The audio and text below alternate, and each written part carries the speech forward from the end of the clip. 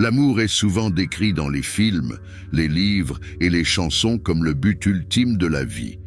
Qu'il s'agisse de films d'amour dans lesquels le protagoniste obtient finalement l'amour de sa vie ou de chansons chantant le chagrin d'un amour perdu, nous sommes constamment bombardés par l'idée que nous devrions chasser l'amour. Mais la vérité, que vous ne devriez vraiment pas le faire. Et voici pourquoi. Avant tout, l'amour ne doit pas être vu comme une chasse, un jeu de capture et d'évasion. Ce concept perpétue l'idée que l'amour est quelque chose qui doit être gagné ou gagné. Ce type de mentalité peut conduire à des comportements obsessionnels et à des sentiments d'insécurité et d'anxiété.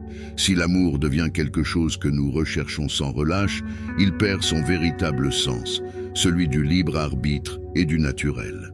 De plus, il est important de se rappeler que l'amour n'est pas la fin de toute chose. Même s'il s'agit d'une émotion belle et puissante, elle ne devrait pas être la seule source de notre bonheur ou de notre épanouissement.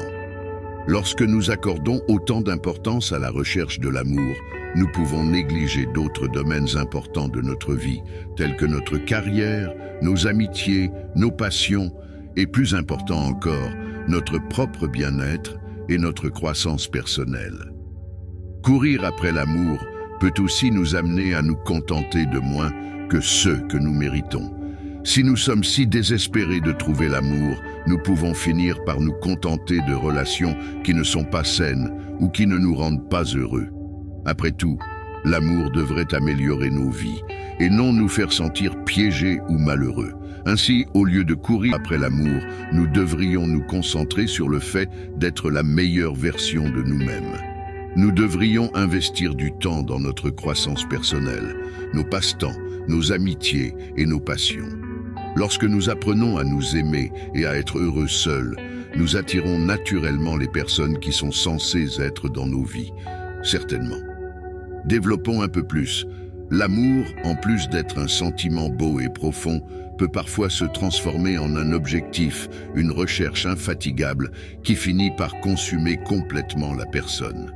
Cette quête effrénée de l'amour peut être malsaine et contre-productive.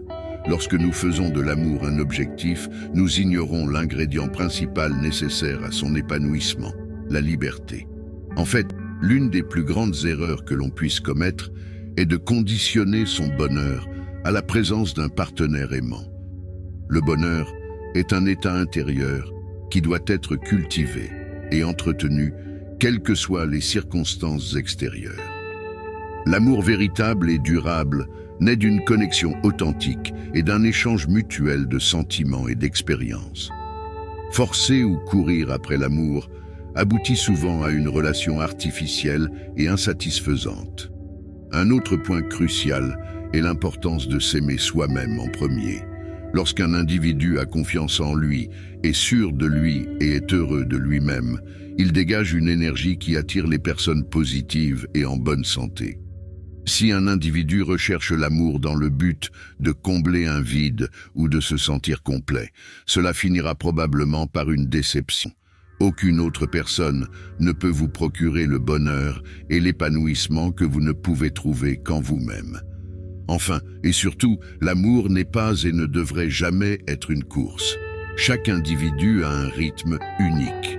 Certains peuvent trouver l'amour de leur vie à l'adolescence, tandis que d'autres peuvent trouver leur âme sœur à un âge mûr. Il n'y a pas de délai fixe en matière d'amour, et personne ne devrait se sentir obligé de trouver un partenaire avant d'être prêt. Alors arrête de courir après l'amour. Concentrez-vous sur votre amélioration et sur la création d'une vie que vous aimez et appréciez. L'amour n'est pas quelque chose qui peut être capturé ou contrôlé. Il s'agit plutôt d'un don qui nous parvient lorsque nous sommes prêts et ouverts à le recevoir.